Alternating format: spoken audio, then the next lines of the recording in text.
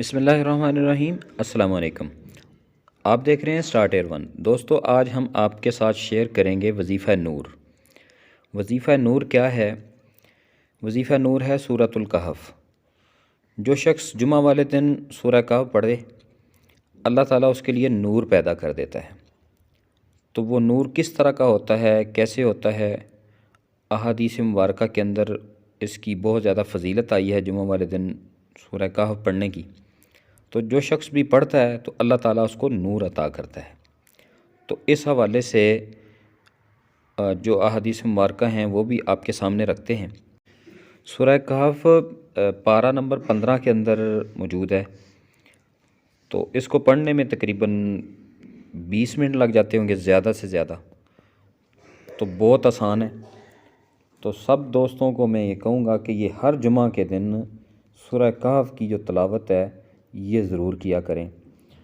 حدیث مبارکہ کے اندر ہے کہ حضرت ابو سعید خدری رضی اللہ عنہ بیان کرتے ہیں کہ نبی پاک صلی اللہ علیہ وسلم نے ارشاد فرمایا کہ جس نے جمعہ کی رات سورۃ الکہف پڑھی، اس کے اور بیت اللہ کے درمیان نور کی روشنی ہو جاتی ہے۔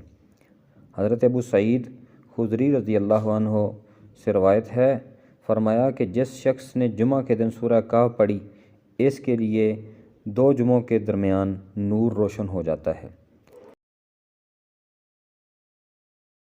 اور اس کے بعد ہے حضرت ابن عمر رضی اللہ عنہ بیان کرتے ہیں کہ رسول اللہ صلی اللہ علیہ وسلم نے ارشاد فرمایا ہے کہ جس نے جمعہ کے دن سورۃ الکہف پڑھی تو اس کے قدموں کے نیچے سے لے کر آسمان تک نور پیدا ہو جاتا ہے، جو قیامت کے دن اس کے لیے روشن ہوگا، اور ان دونوں جمعوں کے درمیان والے گناہ معاف کر دیے جاتے ہیں۔ تو دوستو، یہ کوئی لمبا کام نہیں ہے، کوئی مشکل کام نہیں ہے۔ 15-20 منٹ تو بندہ ایزیلی نکال سکتا ہے۔ تو سب دوستوں کو میں یہ التماس کروں گا کہ یہ جو عمل ہے نا، اس کو ضرور جاری رکھیں، اس کو ضرور کیا کریں، اس کو چھوڑیں نہیں۔ تو انشاءاللہ ہماری جو زندگی ہے نا وہ نور سے بھر جائے گی۔